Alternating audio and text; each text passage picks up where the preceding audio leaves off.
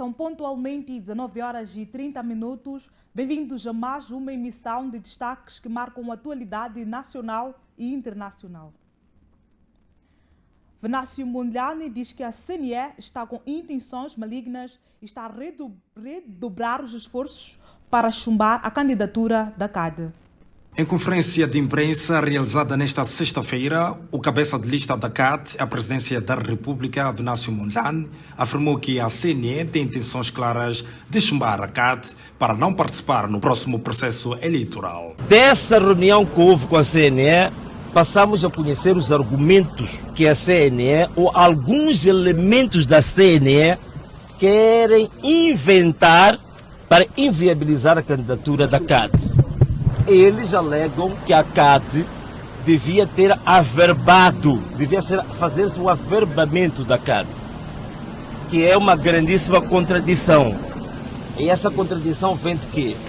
A única questão que a lei coloca para averbamento é averbamento de partidos, não é averbamento de uma coligação, porque uma coligação o que é? A coligação ela resulta de um convênio, ela resulta de um acordo, portanto são partidos que chegam a um determinado acordo de fazer uma frente comum para um ciclo eleitoral. Após o ciclo eleitoral, aquele convênio, aquele acordo, aquele pacto se extingue. Daí que não faz sentido absolutamente nenhum você ir averbar um acordo que é temporário, que é válido apenas para um ato eleitoral específico. Depois desse ele finda. Então, esta coisa de que a CAD não apresentou o averbamento é absolutamente falsa, não faz sentido absolutamente nenhum do ponto de vista jurídico, porque a CAD em si não tem uma personalidade jurídica própria. Quem tem personalidade jurídica são os partidos. Então, quem deve fazer chegar a questão do averbamento, isso vai ser oficiosamente, é uma informação que é feita para o Ministério da Justiça. Há uma jurisprudência que foi fixada pelo Conselho Constitucional que chama-se o princípio de preclusão ou o princípio da aquisição progressiva dos atos eleitorais. O que isso quer dizer? Quando finda uma etapa eleitoral, passa-se para a seguinte, a etapa já ultrapassada é assumida como concluída e encerrada. Portanto, neste momento, estar a querer levantar questões que têm a ver com a inscrição, quando estamos na fase da candidatura, quer dizer, é uma contradição tremenda. Isto demonstra que há má fé, há objetivo, muito claro de chumbar a candidatura ou as listas da CAD, e sem nenhuma base jurídica, sem nenhuma fundamentação legal.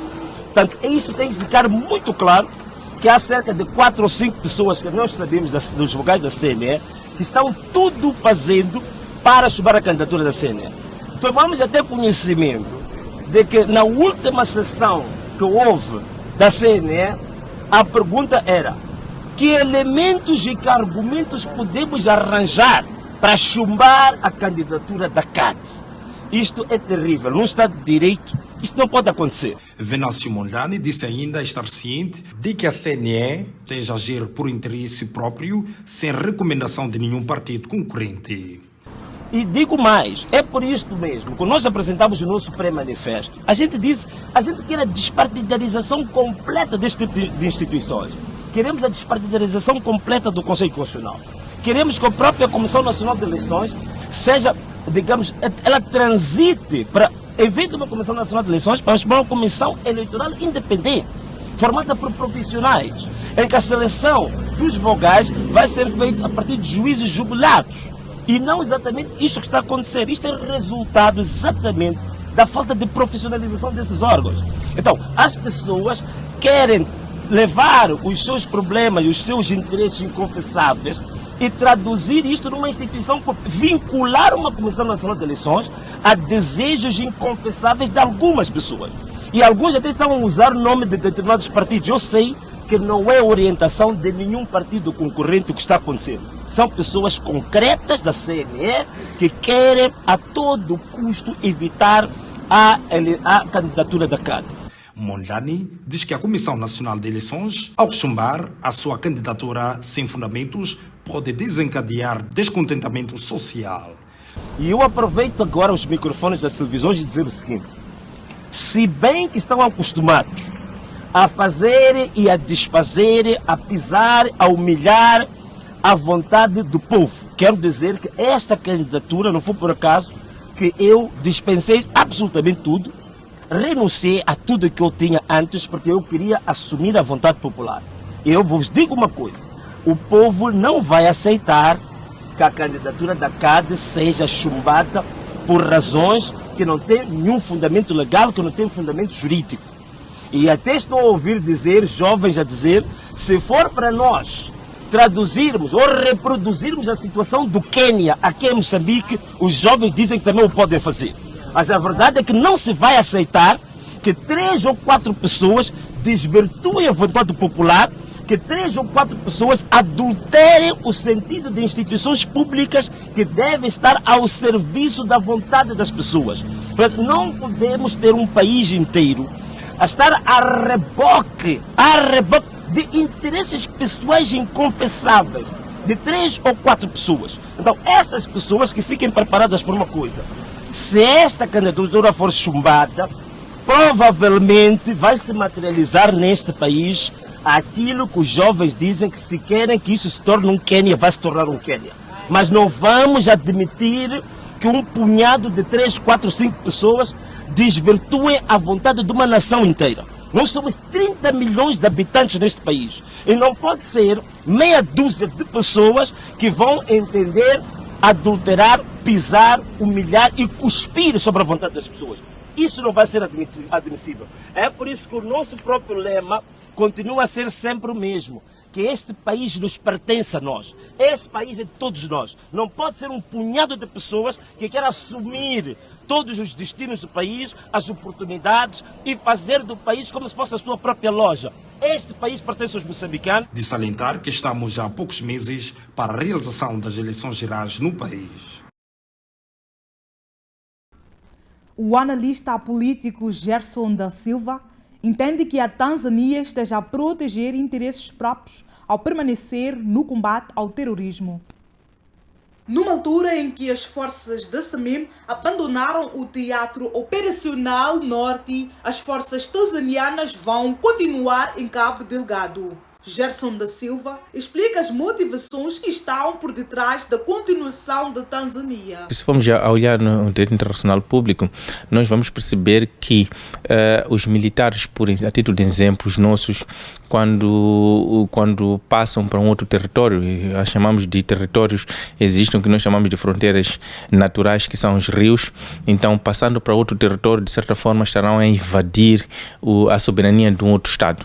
Então, é preciso nós também percebermos nesta vertente que a priori, que se a Tanzânia estiver disponível para poder apoiar Moçambique em várias vertentes, automaticamente Moçambique terá a liberdade de poder, se calhar, visto caso a caso, de poder passar para outro território em caso de necessidades para combater o próprio terrorismo. Se formos a prestar atenção, os próprios terroristas têm uma particularidade em relação às outras forças. Por exemplo, eles usam mais os canais marítimos ou fluviais para seus abastecimentos, para retirada e para troca de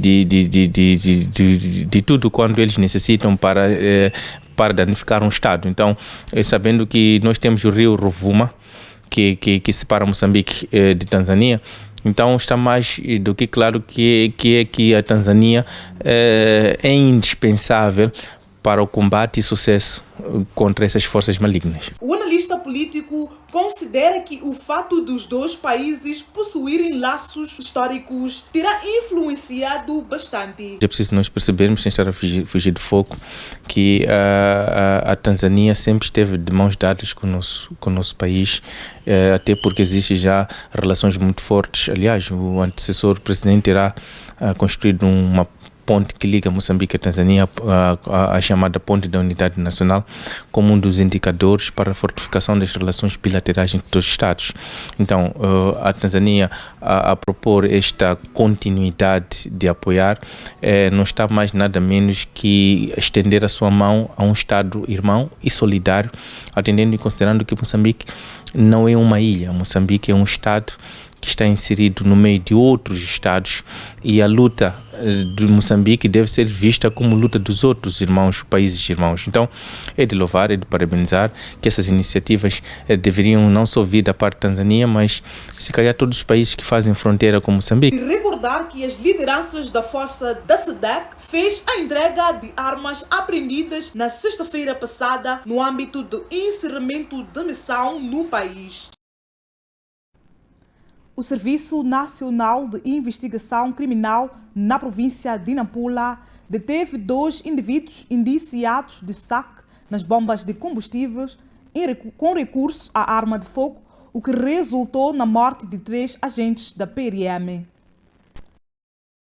Nos últimos tempos, as bombas de combustível têm sido alvo de assaltantes à mão armada na província de Nampula. Só neste ano, os assaltantes escalaram 4 bombas, onde se apoderaram de valores monetários e em algumas delas balearam mortalmente agentes da polícia, que se encontravam a fazer o policiamento. A província de Nampula, desde o princípio do ano, foi assolada assim com assaltos nas bombas de combustível, bem como na residência com recurso a armas de fogo e bem como objetos contundentes. Tivemos aqui o registro de casos de homicídios no distrito de Meconta, bem como em Monapo, onde foram alvejados 2 colegas que são da PRM, se encontravam a trabalhar nas bombas no ato de policiamento.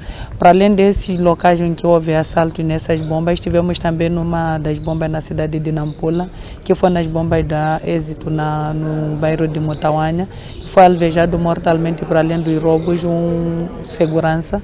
E também tivemos um caso de agressões nas bombas do distrito de Ribau, concretamente em Apala. Os indivíduos foram detidos no âmbito de prossecução daquilo que foram as investigações, a partir do último indivíduo que nós já apresentamos, que fazia parte da quadrilha.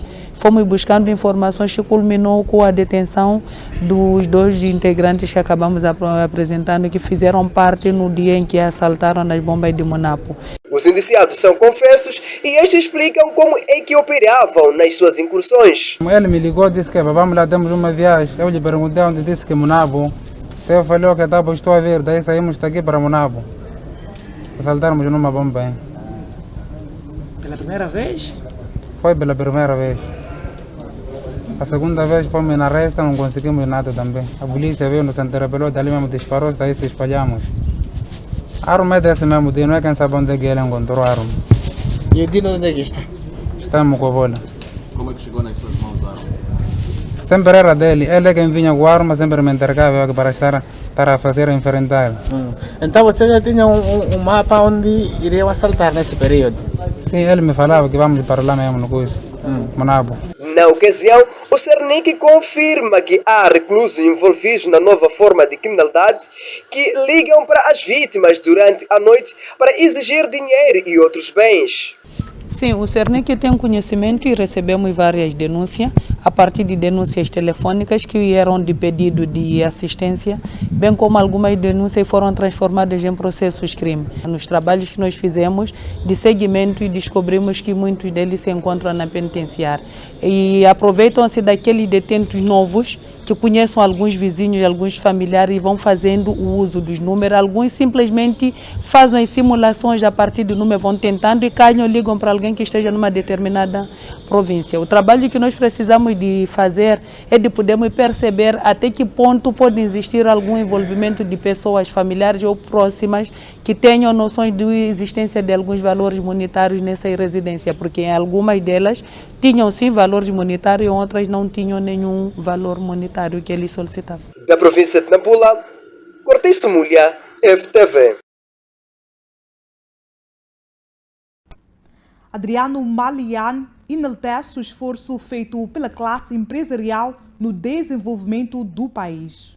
Expressamos a nossa satisfação pelo facto dos objetivos desta conferência preconizarem a atração de vários investimentos a fim de dinamizar o processo de desenvolvimento do nosso país, o que está em consonância com a prioridade 2 do Programa Quinquenal do Governo, que é impulsionar o crescimento económico, a produtividade e a gestão e a geração de emprego. Minhas senhoras e meus senhores, na nossa ação governativa temos vindo a promover o estabelecimento de parcerias públicas-privadas, PPP, na perspectiva de aumentar cada vez mais a capacidade interventiva do Estado na provisão, melhoria e expansão dos serviços públicos prestados aos cidadãos. A modalidade de PPP, que se baseia no princípio de benefícios mútuos para o governo e para o setor privado, permite ainda ao Estado arrecadar mais receitas em forma de dividendos, impostos e taxas. A materialização desta modalidade é feita na base da Lei de PPP, a Lei 15/2011, de 10 de agosto, e o respectivo regulamento, conjugado com demais legislação aplicável, que estabelecem os princípios orientadores do processo de contratação, implementação e monitoria de empreendimentos e serviços prestados aos cidadãos. É neste quadro legal que o Governo tem vindo a estabelecer parcerias públicas-privadas para a execução de grandes obras e projetos, sobretudo nas áreas de infraestruturas, transportes e comunicações, agricultura em toda a sua cadeia de valor, energia, indústria, entre outros, para a viabilização de diversas iniciativas estruturantes da nossa economia. Minhas senhoras, meus senhores, o nosso país tem estado a restar significativos avanços no processo de contratação, implementação e monitoria de empreendimento das PPPs. Contudo, reconhecemos que ainda persistem desafios que nos remete à necessidade de refletirmos sobre o aperfeiçoamento dos mecanismos estabelecidos para que a modalidade das PPPs tenha cada vez mais impacto efetivo na economia e na melhoria contínua das condições de vida dos moçambicanos. Acabamos de acompanhar destaques que marcam a atualidade nacional. Vamos a um breve intervalo e voltamos dentro de instantes com a atualidade a nível internacional.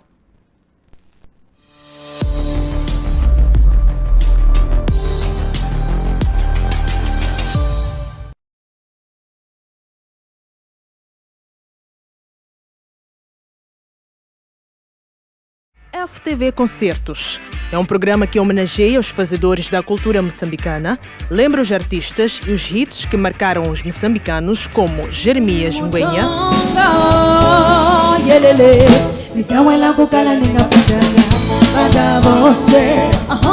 Stuart Sukuma,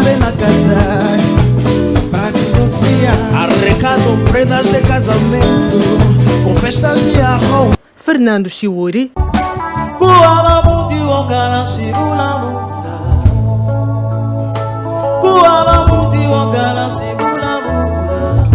e muito mais. Não perca o programa FTV Concertos todos os domingos pelas 15 horas aqui na FTV.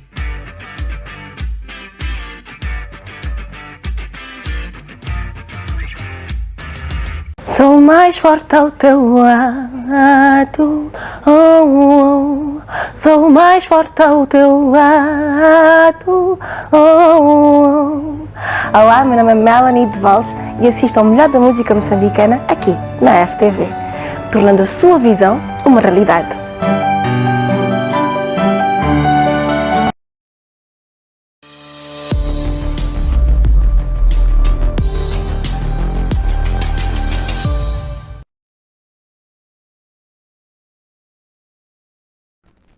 Bem-vindos à segunda e última parte do Telenotícias. Na atualidade internacional, o primeiro-ministro da Eslováquia faz a sua primeira aparição pública desde que foi baleado. O primeiro-ministro eslovaco Robert Fico fez a sua primeira aparição pública desde que foi baleado a 15 de maio numa aparente tentativa de assassinato. Fico falou num evento no Castelo Devin, na capital Bratislava, para assinalar o Dia dos Apóstolos Eslavos Cirilo e Metódio, um feriado nacional na Eslováquia que comemora o dia em que os dois missionários cristãos chegaram então à Morávia. O chefe do governo eslovaco fez uma curta referência ao tiroteio, referindo-o apenas como um acontecimento infeliz, e aproveitou o discurso para falar da necessidade de se construir uma barreira contra o progressismo que, segundo ele, se está a espalhar como um cancro. São ideologias que estão a prejudicar este país. São ideologias criadas talvez anteontem. Não quero que a Eslováquia seja um dos países que fizeram uma caricatura da civilização ocidental. Somos uma nação orgulhosa, afirmou o líder populista.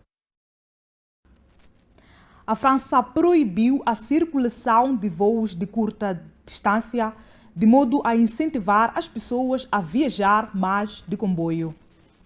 Em junho do ano passado, a França introduziu formalmente a proibição de voos domésticos de curta distância, no esforço para reduzir as emissões de carbono.